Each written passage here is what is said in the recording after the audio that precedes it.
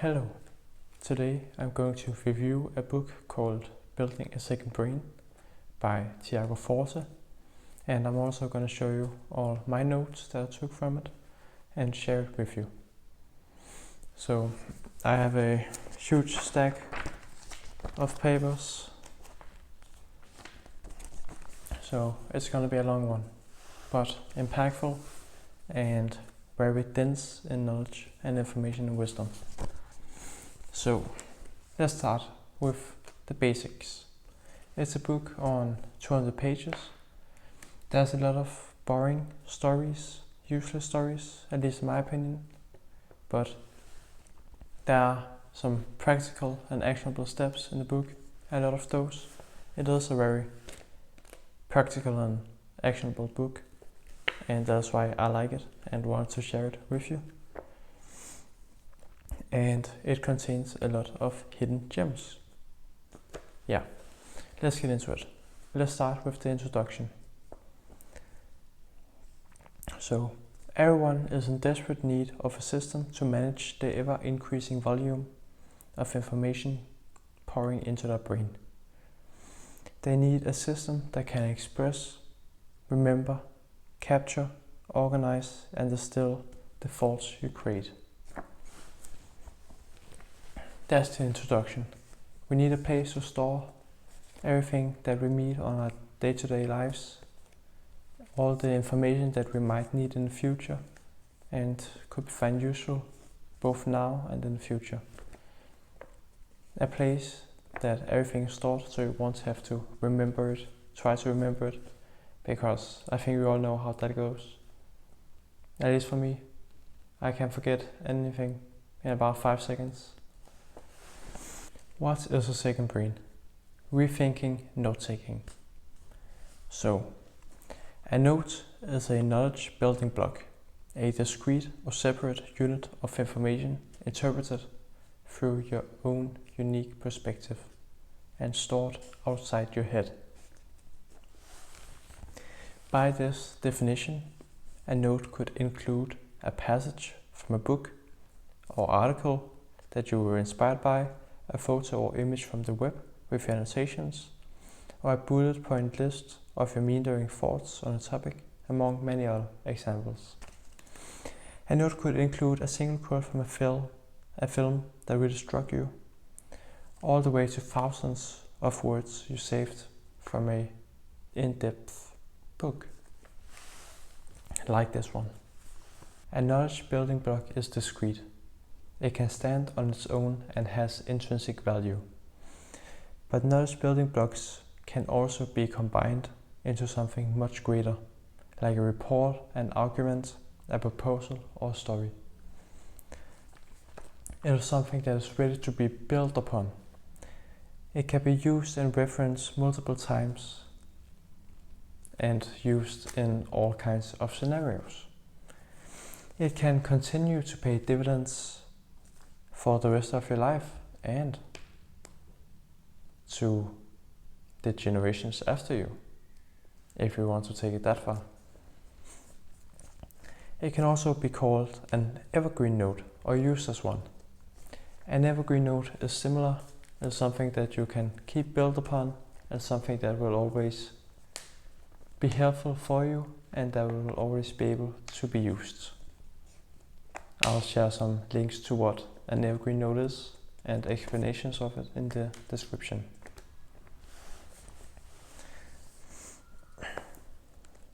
It is not a single-use straw. A building block is not a single-use straw. It is a metal straw that can be used over and over again. Sip up that beautiful nectar of knowledge and information and remembrance of the thoughts you had 10 years ago.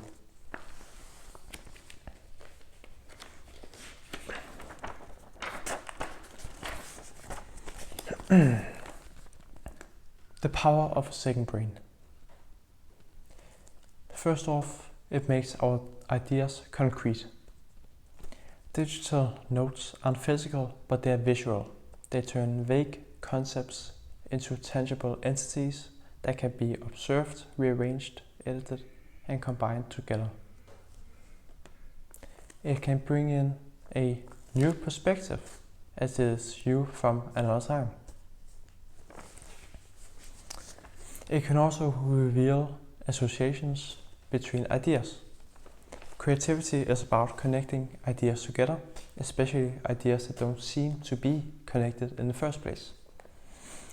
Neuroscientists Nancy C. Andreasen, in her extensive research on highly creative people, including accomplished scientists, mathematicians, artists, and writers, came to the conclusion that creative people are better at recognizing relationships, making associations, and connections. If you've ever played the word game or word tile game called Scrabble, you know the best way to come up with new words is to mix up the letters you have in front of you and find different combinations, try different combinations until a word jumps out at you. And in our second brain, we do the same, mixing up the order of our ideas until something unexpected emerges. The more diverse and unusual the material you put into it in the first place, the more original the connections that will emerge. Next, it also sharpens our unique perspective. A recent study from Princeton University found that there is a certain kind of job that is least likely to be automated by machines and AI in the coming future.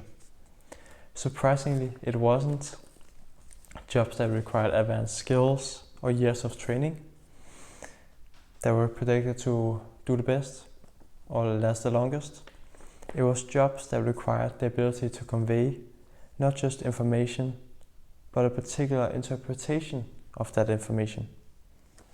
So the job security in the future will be based on who can articulate their perspective, document it, and build upon it the best. Start now. Now we move on to the code method. Now we get into the steps on how to build it. The 4 steps to remembering what matters. Let's start with the first, which is the C. It's capture, keep what resonates. What may not be so clear is that we also need information to live, to understand and adapt to our environment, to maintain relationships and cooperate with others, and to make wise decisions that further our interests. A garden is only as good as its seeds. So we want to start by seeding our nudge garden with only the most interesting, insightful, and useful ideas that we can find. You need to be very picky in the start so you don't over highlight and mess everything up and make it impossible to skim and quickly extract and remember what a text was about.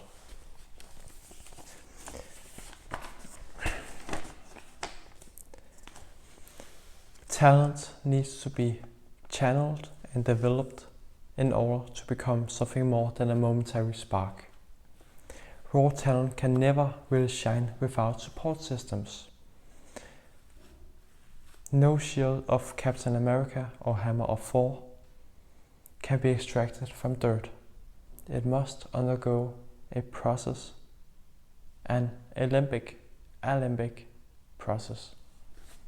Knowing how intellectuals and writers in past centuries were going to be putting ideas to use gave them a powerful lens for seeing which ones were worth the troubling of writing down. It's about knowing the purpose of each note before capturing it, so you know it's actually something that you'll need or find useful in the future. Knowledge capture is about mining the richness of the reading you're already doing and the life you're already living.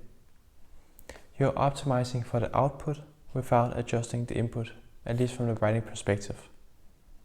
You read the same books, but you capture the information and can use it in all scenarios, distill it, make it something that can be connected to all areas of life, and therefore extract the gems and the secret source or honey or nectar from it. A knowledge asset is anything that can be used in the future to solve a problem, save time, illuminate a concept, or learn from past experiences.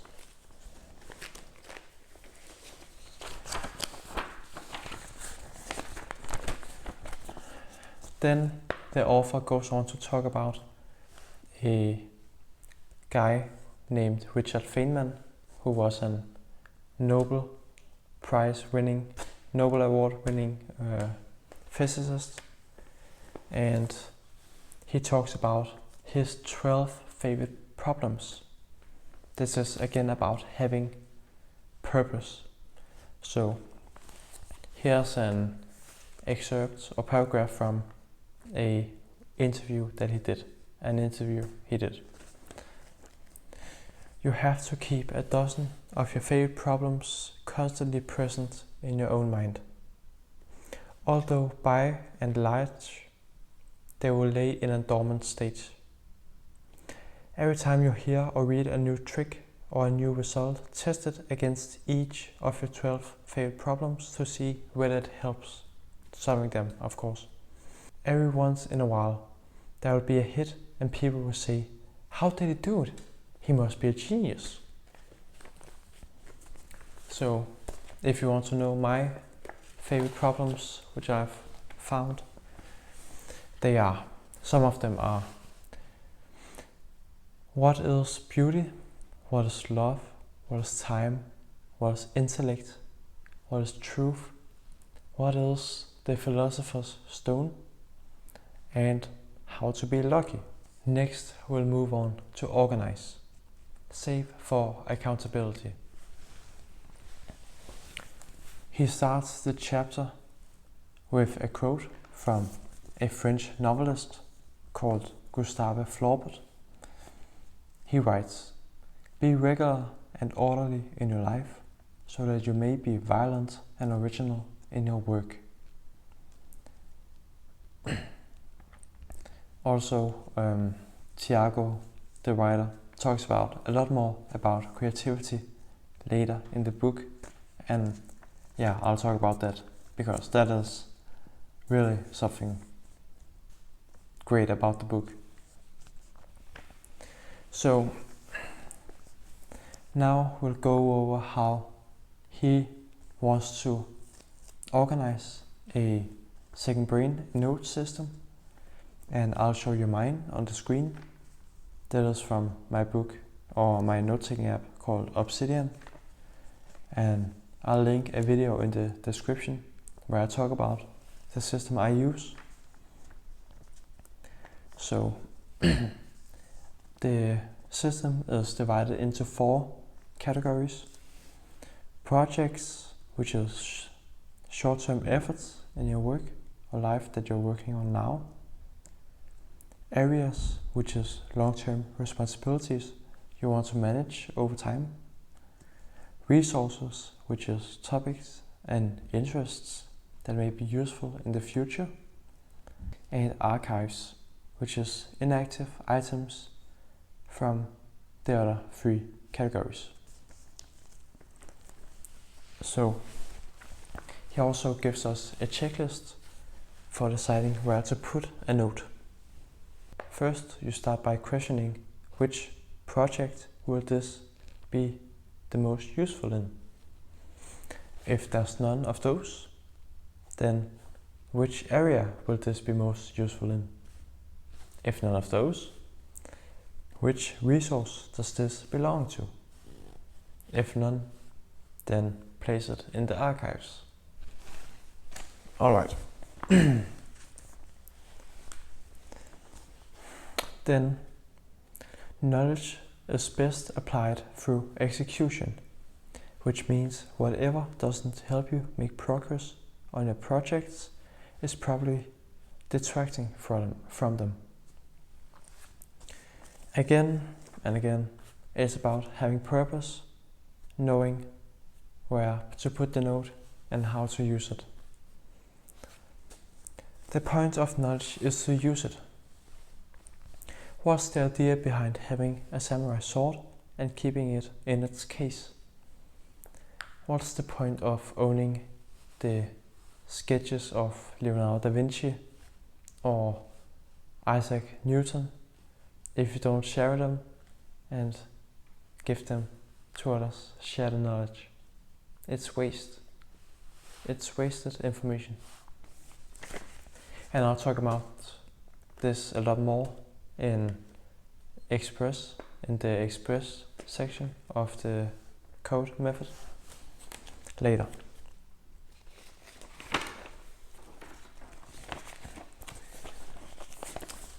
Now we'll move on to distill. Find the essence. Here's a quote from Lao Tzu, which is an ancient Chinese philosopher. To attain knowledge, add things every day. To attain wisdom, remove things every day. Alright. Every idea has an essence, the heart and soul of what it is trying to communicate. It might take hundreds of pages and thousands of words to fully explain a concept that is complex or an insight that is complex. But there's always a way to convey the core message in just a sentence or two. Distillation is at the very heart of all effective communication. If I remember correctly, I don't know who it is attributed to, but he writes, if I had more time, I would have made the letter shorter. It's about distillation. The author provides us with a way to distill this information, highlighting progressive summarization technique.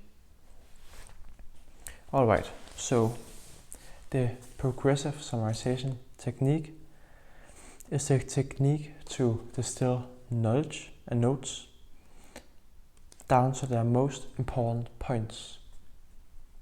You highlight the main points of a note and then highlight the main points of those highlights, and so on, distilling the essence of a note in several layers. Each of these layers uses a different kind of formatting, so you can easily tell them apart. So on the screen you can see a pyramid with, at the base we have the captured notes. This is the chunks that we've initially captured in our note-taking app. And remember that you don't save the whole article if you want to capture something. Just save excerpts or paragraphs of it, so you don't overflood your system and make it hard to navigate. And then if we move a tier up, we bold the main points within the notes. This could include keywords that provide hints of what the text is about, phrases that capture what the original author was trying to say, or sentences that especially resonated with you, or even if you can't explain why in the first place.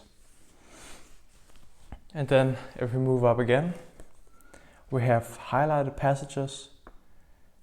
So you look at only the bold passages that you've bolded, and then you're in layer 2, and then you highlight only the most interesting and surprising of those points. This will often amount to just 1 or 2 sentences that encapsulate the message of the original source. And then at the very tippy top, we have executive summary. This is only for the very few sources that are truly unique and valuable. And the best sign that a 4th layer is needed is when you find yourself visiting a note over and over again, clearly indicating that it is one of the cornerstones of your thinking. So now we have an example from the book itself, and this, as you can see, has all the 4 layers. You can see we have an executive summary at the top, where we summarize the important points, and then you can see the bullet points, and then within the bullet points in text we have highlighted passages. So yeah, that's the example from the book. And then thing to note is speed is everything when it comes to recall. You have only a limited amount of time and energy in the day, and the faster you can move through your notes, the more diverse and interesting ideas you can connect together. And then a rule of thumb to follow is that every time you touch on a note, you should make it more discoverable, a little more discoverable for yourself in the future. And leave it better than you found it, like on a camping spot. This ensures that the note you interact with the most often naturally become better and most discoverable in a virtuous cycle.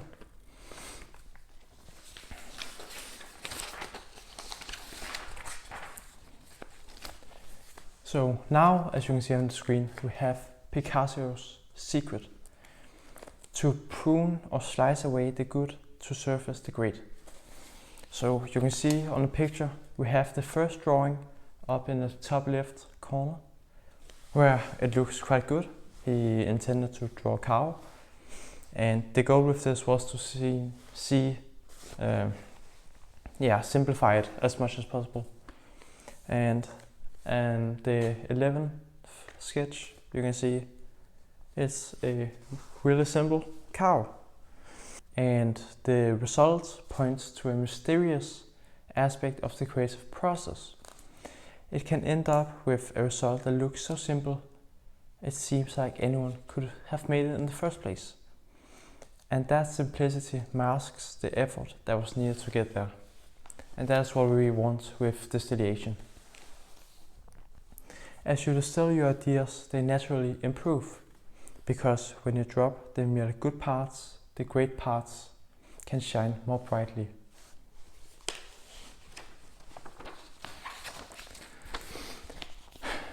Now we move on to the last point of the code method, which is express. Express and show your work. So this is expressing it to everyone. What is the point of knowledge if it doesn't help anyone or produce anything?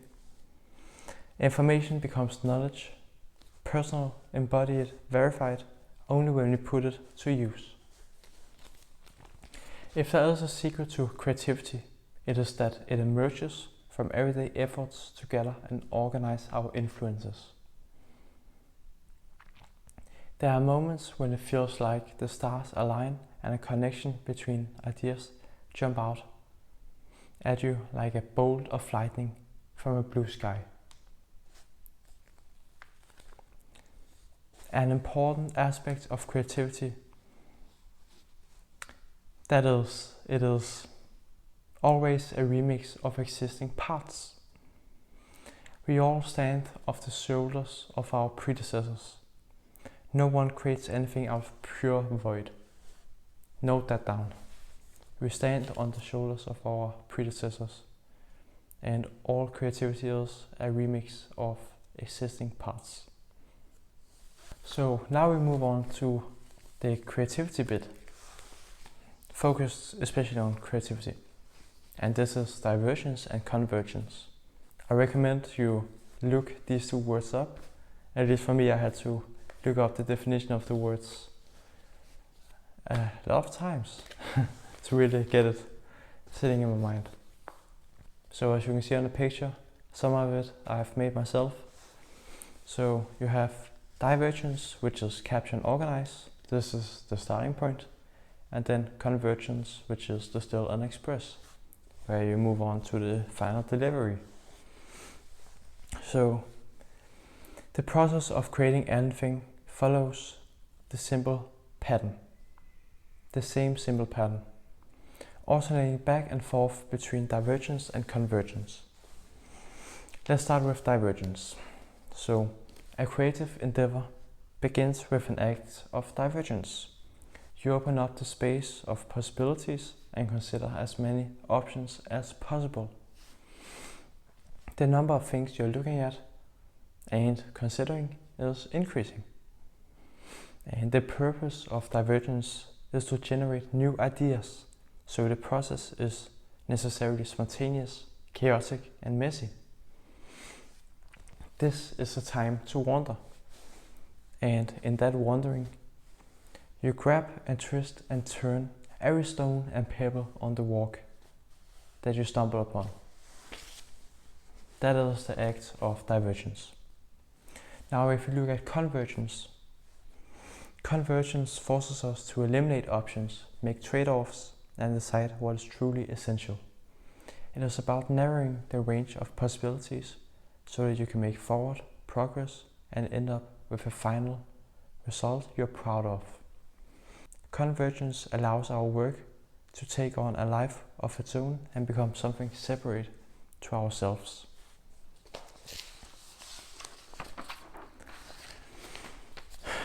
So, the author mentions 3 strategies that he uses to bring creative work together. The first is the archipelago of ideas. Give yourself stepping stones. And an archipelago is a group of islands. So you give yourself some islands that you can use. He writes, instead of confronting a terrifying blank page, I'm looking at a document filled with quotes from letters, from primary sources, from scholarly papers, sometimes even my own notes. This is a great technique for warding off the siren song of procrastination.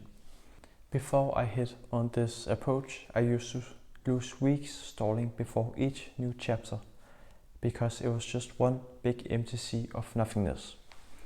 Now each chapter starts life as a kind of archipelago of inspiring quotes, which makes it seem far less daunting. All I have to do is build bridges between the islands. You divergently gather a group of ideas, sources, or points that will form the backbone of your essay, presentation, or deliverable. Once you have this critical mass of ideas to work with, you switch decisively into convergence mode and link them together in order to make it make sense. A contemporary reinvention of the age-old practice of outlining, laying out the points you want to include up front, so that when it comes time to execute, all you have to do is string them together. This is also what I do with my videos. I start off by linking all kinds of stuff that I have in my note-taking app and link it together. Just put it into a document and then later I'll link it together. So an archipelago of ideas separate the 2 activities that your mind or brain has the most difficulty performing at the same time. Choosing ideas known as selection and arranging them into a logical flow known as sequencing. The next strategy that he mentions is the Hemingway bridge, taken from Ernest Hemingway, the writer, and it is about using yesterday's momentum today. You can think of the Hemingway bridge as a bridge between the island in your archipelago of ideas. The Hemingway bridge is a way of making each creative leap from one island to the next less dramatic and risky. You keep some energy and imagination in reserve and use it as a launch pad for the next step in your progress.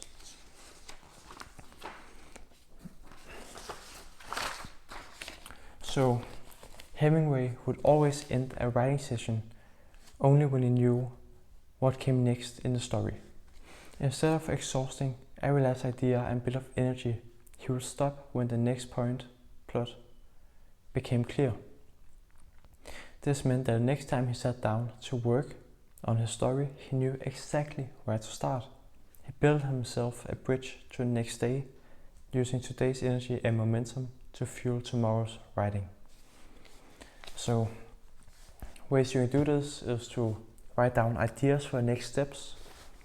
On each end of work session, you write down what you think the next steps could be for the next one. Or you could write down the current status, the current biggest challenges, most important open questions, or future roadblocks you expect. Or write down any details you have in mind that are likely to be forgotten the next time you write, once you step away. Such as details about characters in your story, the pitfalls of the event you're planning, of the subtle considerations of the product you're designing. Write out your intention for a next work session, what you plan on tackling next, the problem you intend to solve, or a certain milestone you want to reach. A further step you can take to this is to send off a draft or beta or proposal to a friend, family member, colleague or collaborator and ask them for feedback. Tell them it's a still work in progress and tell them it's still a work in process and ask them to send them your thoughts on it. So next time you sit to work on it again, you'll have their input and suggestions to add to the mix of material you're working with. And the last strategy that he mentions is dialing down the scope. Ship something small and concrete. Dialing down the scope means making it into a more manageable size, and we must if we ever want to see it finished.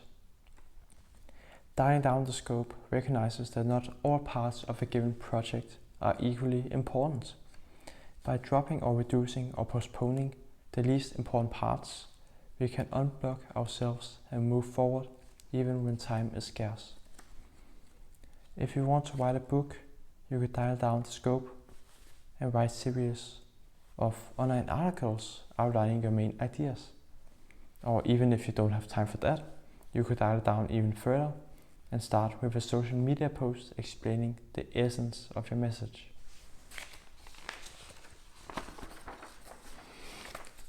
Divergence and convergence are not a linear path, but a loop. You do it over and over again. And then we end off the whole book talking about the path of self-expression, the shift from consuming to creating content. We start with a quote by Adrienne Marie Brown, a writer and activist. An idea wants to be shared, and in the sharing it becomes more complex, more interesting, and more likely to work for more people. When you encounter an idea that resonates with you, it is because that idea reflects back to you something that is already within you. Every external idea is like a mirror, surfacing within us the truths and stories that want to be told. You search outside yourself to search within yourself, knowing that everything you find has always been a part of you. And now I want to end off this book review of Building a Second Brain by Thiago Forte. There's a link to the book in the description and a lot of other links you can check out.